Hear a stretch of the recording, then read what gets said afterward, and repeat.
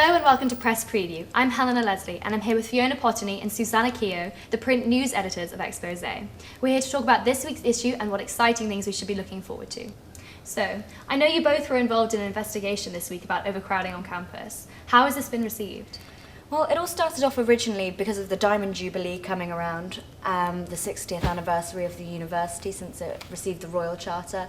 And then on top of that, there was entering the Global 100, which was obviously a huge step for the university at 93rd place in the world, pretty massive. So we thought, what kind of things have helped to bring this about, and could there have been a negative impact on campus, which prompted us to launch our survey into the student kind of experience of this, when we got quite crazy results, seeing that 80% of people actually found it overcrowded, and then on top of that 90% of people thought that there just simply wasn't enough study space. Any student on campus this year will have noticed that campus is a lot busier. The queues in the marketplace are pretty insane. Exactly. It does get quite annoying, which also prompted us to look into it, but we weren't really expecting 90% of students, and we surveyed 430 students, so that's quite a lot.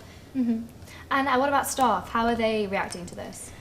Some of the lessons had seen rises in student numbers, but they said that hadn't necessarily affected students' academic experience.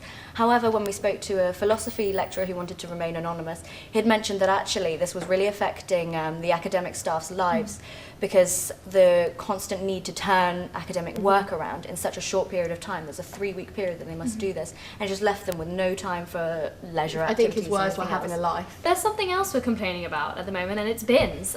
They're overflowing and no one's collected them. How has this come about? Long story short, this is a rule that the council have always had. They will not collect bins that are overflowing. If there are too many bags, it perhaps poses danger to the refuse teams, which might get injured when they're unloading them.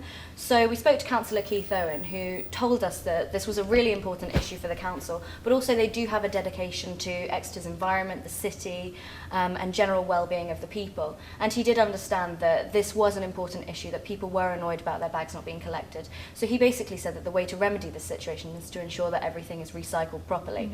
However, students disagreed with this, saying that whilst they've done all their recycling, if there are extra bin bags, they should be taken anyway. One student described the old bananas and suspicious-looking tissues that accompanied him on his way towards campus. So, I mean, obviously there's a bit of conflict of interest here, but not so pleasant. Not pleasant at all. So, in happier news, you have a Bucks pull-out. We do. What is this? Well, our lovely sports editor Rob Cross slaved away making the Bucks pull out, so it's really beautiful. We're intending to have it as a pull out so people can put it on their walls, and it's got all their first term matches in there, and varsity as well. Anything you're looking forward to seeing in particular? Definitely rugby, isn't it? Yeah, we've all caught the fever, having Tonga down, enjoying some caffeinated beverages. Still hoping to catch a sight of the Tongan team. Yeah, exactly. So there's been some interviews as well in this week's Exposé with Maccabees and James Acaster. What were they describing? So with the Maccabees, we had our Science and Tech editor, Lewis Norman, talking to them. He spoke to the guitarist, Hugo White, a bit about their inspiration behind the album. They spoke about how they recorded it at Elephant and Castle, and that was a really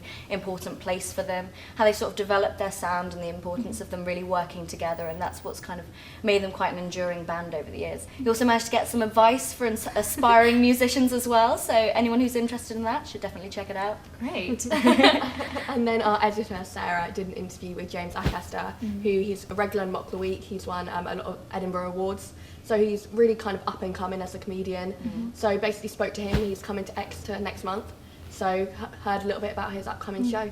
Awesome, so we definitely should be on the lookout for that. Definitely. Exactly. And finally, renewing Trident has been a big issue in the moment, and I know you have 2 different comments on this.